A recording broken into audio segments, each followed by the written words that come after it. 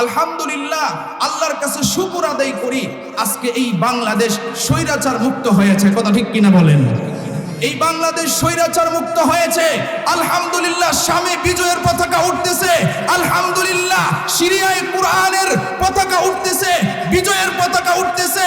সুম্মা আলহামদুলিল্লাহ, আমরা সকলেই এই আকাঙ্ক্ষা রাখবো, সকলের দিলের ভিতরে এই আকাঙ্ক্ষা রাখবো, পুরো পৃথিবীর মধ্যে মুসলমানদের বিজয়ের পতাকা উড়বে, কোরআনের আইন চালু হবে। নাস্তিক বেঈমান মুরতাদ যারা আছে, যারা মুসলমানদেরকে নিয়ে ঠাট্টা বিদ্রুপ করে, এখনো মুসলমানদেরকে চিনতে পারে নাই।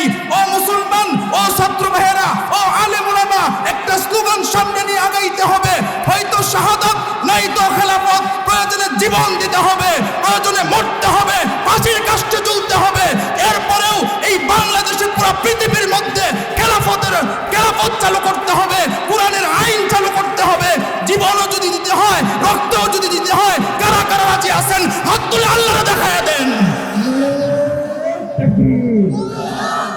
নারায়ে তাকবীর, ইসলামের শত্রুরা নারায়ে তাকবীর। নবীজি বলছেন, হাসরের ময়দানে স্বামী আর স্ত্রী দুজন যদি নেককার হয়, তাহলে আল্লাহ স্বামী স্ত্রী দুজনকেই তো জান্নাতের টিকিট দিবেন।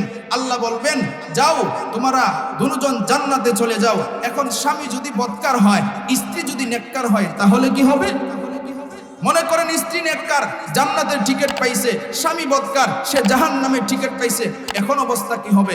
কিতাবের মধ্যে লেখে, স্ত্রী তখন আল্লাহরে ডাক দিয়ে কইব, আল্লাহ, আমার ডাইনে বামে সব জায়গায় দেখা যায় জোড়াই জোড়াই জান্নাতে যায়, তাহলে আমার জোড়াটা কই? সুবহানাল্লাহ কইতেন না?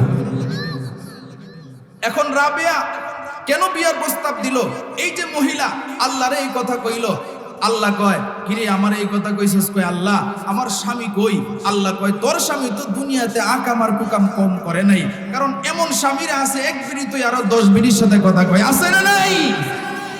এরপরে এমন বউআইনও আছে, দেখবেন এক জামাই তুই আরো 10 বেড়ার সাথে কথা কয়, আছে না নাই? এই সমস্ত বেয়াদব মহিলা যারা, তাদের কারণে আজকে পুরুষের মিজাজগুলি নষ্ট হয়ে যায়। কথা ঠিক কিনা বলেন? এই সমস্ত পুরুষ যারা আর নারী যারা, যারা নিজের স্বামীর সাথে কথা না কইয়া পর পুরুষের সাথে কথা কয়, তাদের কারণে একটা সংসার তছনছ হয়ে যায়। কথা ঠিক কিনা বলেন? বেপরদা, বেহায়া, নির্লজ্জ নারীদের কারণে আজকে সমাজ ধ্বংস হয়ে যাচ্ছে। কথা ঠিক কিনা বলেন? চাকা গোল, পয়সা গোল, গোল আলু গোল, এর চেয়ে বেশি গোল মনের গন্ডগোল। ঠিক কিনা? কাক কালো, কুকিল কালো, কালো মাতার কেশ, এর চেয়ে বেশি কালো মনের হিংসা লেশ। মিম তিতা, নিন্দা তিতা, আরহ তিতা খবর, এর চেয়ে বেশি তিতা 203-এর ঘর। ঠিক কিনা? ও জাতি কবলতি, কিবা মন্ত্র জানে রে, প্রেমের রশি গলাই বাইন্দা আস্তে আস্তে টানে রে। শহরে বাজারে দেখো নারীদের ঢল, পর্দাবিহীন তারা করে ঝলমল, অন্যকে তার দিকে আশেক বানায়। দেশটা যে ধ্বংসের পথে, নারীর বেপরদায়, সবার মুখে একই আওয়াজ, হাইরে হাইরে হাই। ঠিক কিনা? ইবলিশের চেলা আজ বাংলাদেশে আগমন করেছে তারা নারীর বেশে। ঠিক কিনা? পার্কে বসিয়া তারা নলাই ঢলাই, দেশটা যে ধ্বংসের পথে, নারীর বেপরদায়, সবার মুখে একই আওয়াজ, হাইরে হাইরে হাই। ঠিক কিনা? নারীর চলনা বড় কঠিন।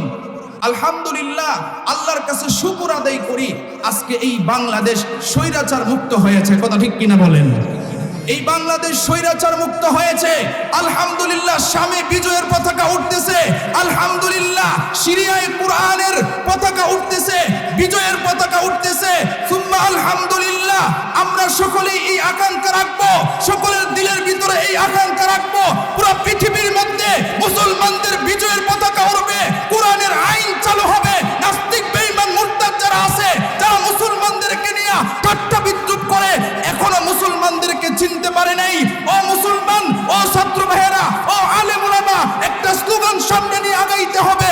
হয়তো শাহাদাত, নাই তো খেলাফত। প্রয়োজনে জীবন দিতে হবে, প্রয়োজনে মরতে হবে, ফাঁসির কাস্টে ঝুলতে হবে। এরপরেও এই বাংলাদেশের পুরো পৃথিবীর মধ্যে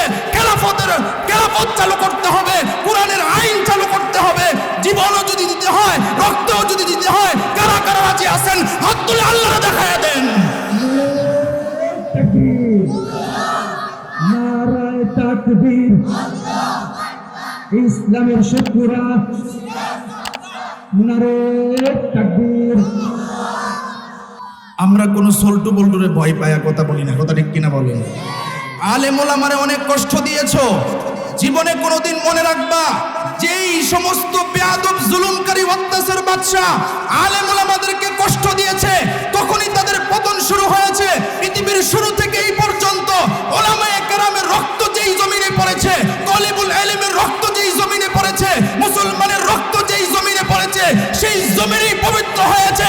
তোমরা এটা মনে করবে না মুসলমানের রক্ত যেই জমিনে পালাও মুসলমানরা হুঁশিয়ার হবে, মুসলমানরা পিছপা হবে। না না, এটা মনে করবে না। মুসলমান বুলেটের সামনে তাদের বুক পেতে দিয়ে জীবন দিতে পারে, কিন্তু বাতিলের কাছে মাথা নত করতে পারে না, কথা ঠিক কিনা বলেন?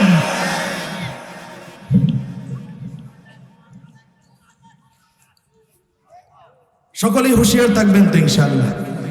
হুজুর আয়া পড়ছে, আসলে আমি আলোচনা নিয়েছিলাম, লম্বা আলোচনা।